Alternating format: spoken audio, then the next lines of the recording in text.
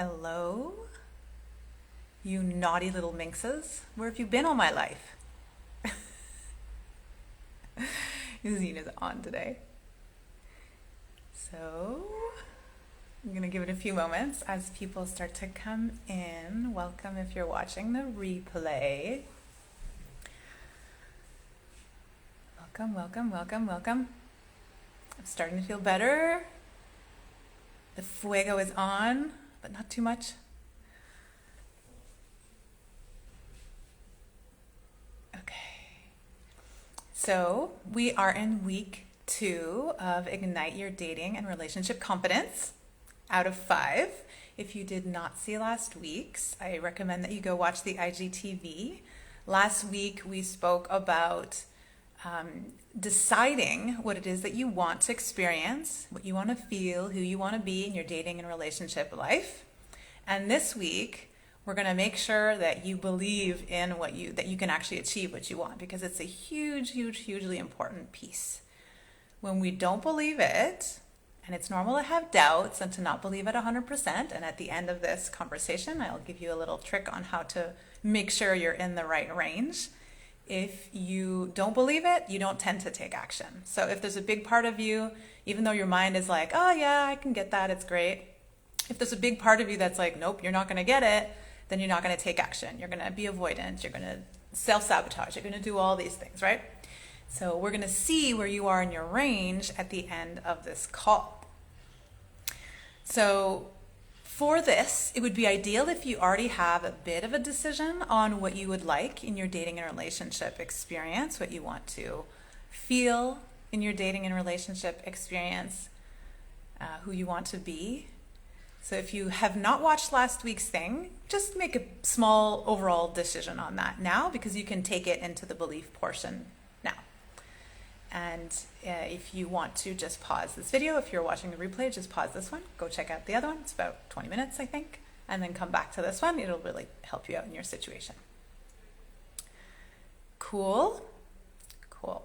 So the belief part really starts to come in and starts to become strengthened the more you've proven to yourself that you can achieve things, that you can decide on something and make it happen, right?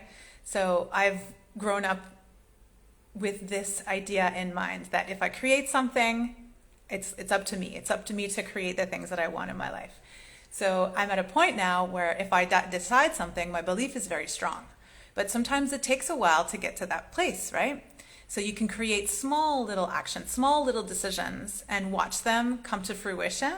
Take note and say, oh yeah, I made that happen. And then the next time you're like, I can make this thing happen. I can make this thing happen. And I'll give you a few examples of how this works. And also a little bit about the depth of the coaching that I do. Because what we're talking about for these last 2 weeks, so last week and this week, is all at the mind level. But the coaching that I do is somatic.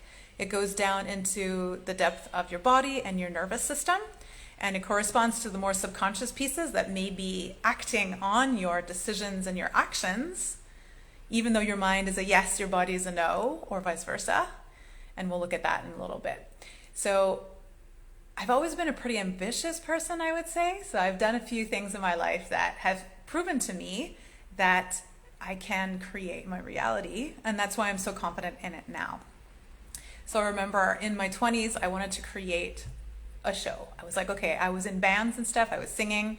And my idea was, instead of just creating a show and just playing at a typical bar or whatever, what if I create something in collaboration with artists?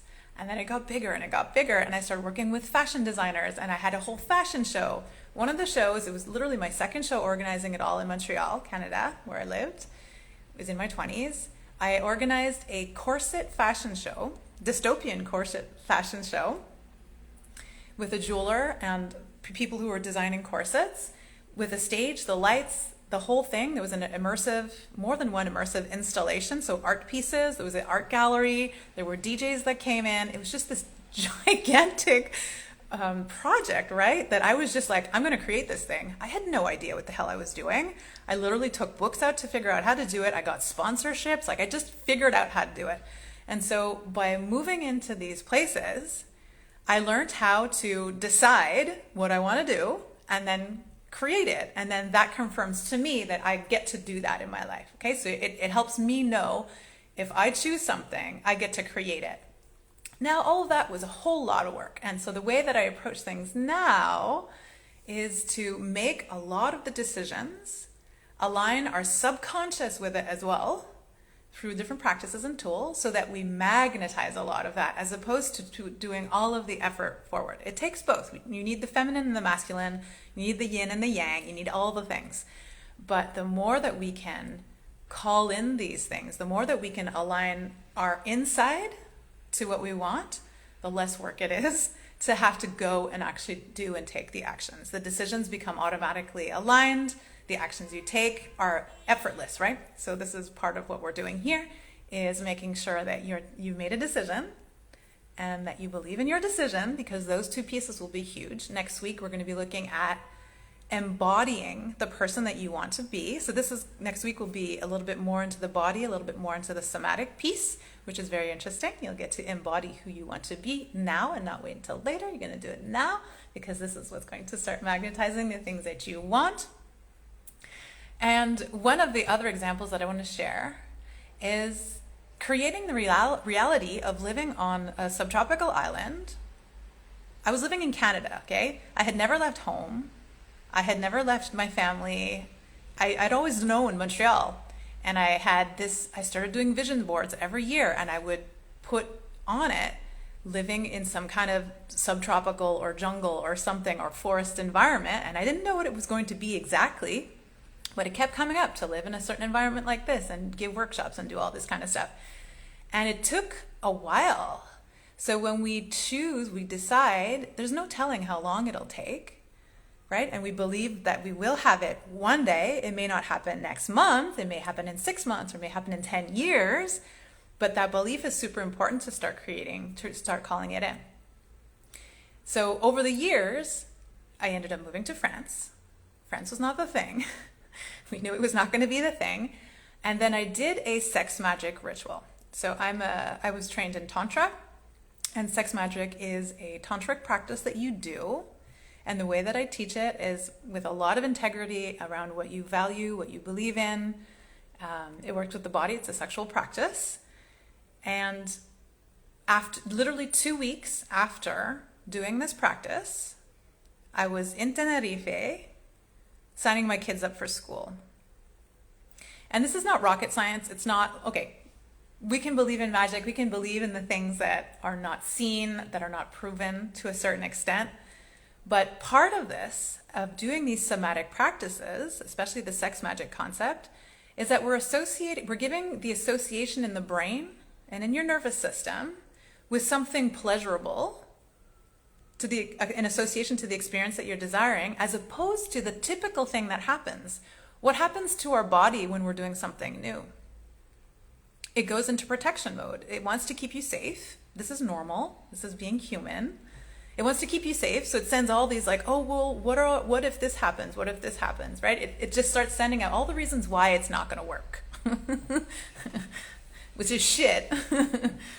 But when you start doing these practices and working with the somatic piece, the subconscious pieces, we start to align both the parts of what is a yes and what is a no. And I'm going to give you an example in dating now that will help you understand this. And just to let you know that 2 weeks after this practice that I did, the sex magic practice, I was on the island and living this thing that I had asked for and called in and desired for years and years and years. And I achieved it, which is pretty fucking cool. So in dating, here's an example of where mind is a yes, body's a no. Okay? Let's say you're dating or you're in a relationship and you are with someone that you find amazing. You're just like, yes, finally found a person, really fucking cool.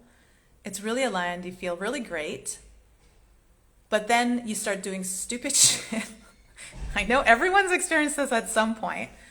Or you just start acting out in ways, or you see the other person acting out in ways that are sabotaging it. And you're like, none of this makes sense. It's like the mind is like, this is cool.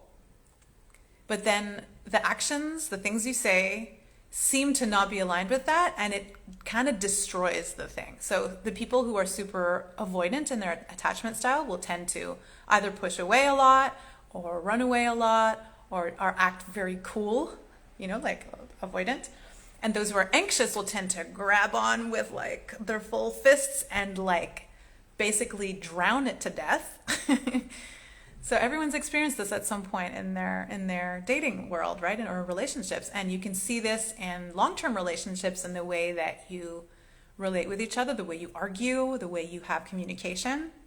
One might be more avoidant, one might be more like, I need to talk about it, but like really just kill it, right? Like just destroy the whole thing, as opposed to being aligned with your mind. Like, my mind thinks this, but my body's acting in a completely different way. And this is the somatic piece that can help and understand. And when you do coaching with me, with anyone who does somatic work, you start to understand the why. So a lot of these reasons why we start becoming self-sabotaging in our dating and relationship life is due to how we were brought up. It's due to our culture. It can be due to religion. It has a huge impact on especially sexuality, around shame and guilt and all the things that we're taught.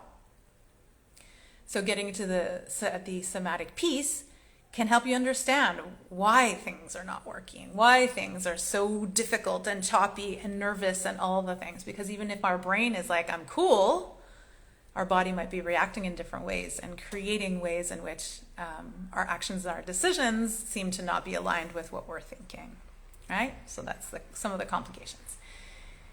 So back to believing, once you've decided what you want, it's important to also believe it. And this is just at the level of the mind. This is mindset work. In that if you don't believe it at a certain degree, you won't start to take action. You will definitely start self-sabotaging it, absolutely. And this is not even considering all of these subconscious pieces that may be coming into play. So we definitely want to get the mind pieces in alignment now, and then deal with the somatic or the subconscious bits, if possible, through coaching. So here's a tool that you can use, and a tool that I use with my clients. Think about the thing that you decided. What do you want in your dating and relationship life? What do you want to feel? What do you want to experience? Who do you want to be? These are some of the questions I asked in last week's live. You can go check it out. And do you believe that you can actually have this thing that you want? And if you want to look at it from a scale to 1 to 10, where on that scale? If 0 is like, I don't believe it at all, 10 is like, I fully believe 100% that I can achieve this, where do you feel your belief is at right now? What number? Is it 5? Is it a 6? Is it a 9? And the way we work in the coaching is that anything 7 or above, you can totally work with that. It's cool. We keep moving on because the belief is strong enough that the actions will start. It's an empowerment tool, right? So it's belief is strong enough to know that they will take action, that you will take action when the time is needed, and make decisions that are based on the foundation of, I believe that I can do this. If it is less than a 7, then we got to get you to a 7 or plus. And some of the ways that you can do that is find proof in your life of something similar. It doesn't have to be the same field or same area of your life, but find a way that you've done before, that you've overcome a challenge that could tell you, I can do this in this way.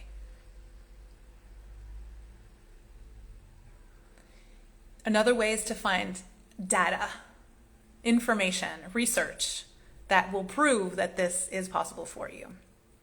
Okay, so these are the 2 ways that you can go about it. Look back at an example in your life where you've overcome a challenge in a similar fashion and said, something I did not believe in, I did it, and then bring that now and see if your number changes to above 7, because we conveniently forget these things sometimes. My WhatsApp is bursting. We conveniently forget these things. One of the ways we can self-sabotage ourselves is that we forget the things that we've achieved in the right moment when you want to believe it. Or go and seek out research in the particular thing that you're doing that will help your mind have proof, right? We're seeking proof that like, I can do this. Cool? So decide on what you want. Make sure you believe at a 7 or plus. Next week, we will embody this desire of yours. You will become that person and start living it and talking it and feeling it and being it and dancing it, because there's no need to wait until that person or that relationship becomes the whatever to be that. We can be that now, and it's a lot of fun, and it's super magnetic to the people that we're looking to attract. And it'll be awesome, and then we'll keep going, and I can't remember what week 4 is, so I'm not going to say it because I can't remember, but it's in my notes somewhere. And we'll close up on week 5 with a surprise because I still haven't decided what it's going to be. I'm the naughty little minx today. Cool? So if you are enjoying these videos, please let me know in the comments that you are liking them. Tell me where you're at with them.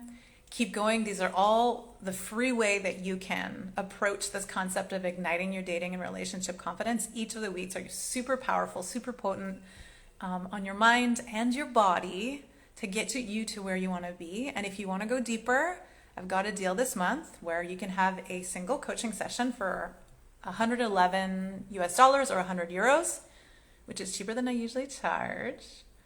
To go deeper, to do the somatic piece, right, of what I just spoke about in this round, so that you can take a look at what's impacting this in your life, your dating, your relationships, and like the reasons why. How can we help unblock some of that stuff so that you can have free flowing, all the things you want, that kind of thing. Okay, I think I've said everything. Yes, yes, yes, yes, yes. So I will see you very soon. Ciao.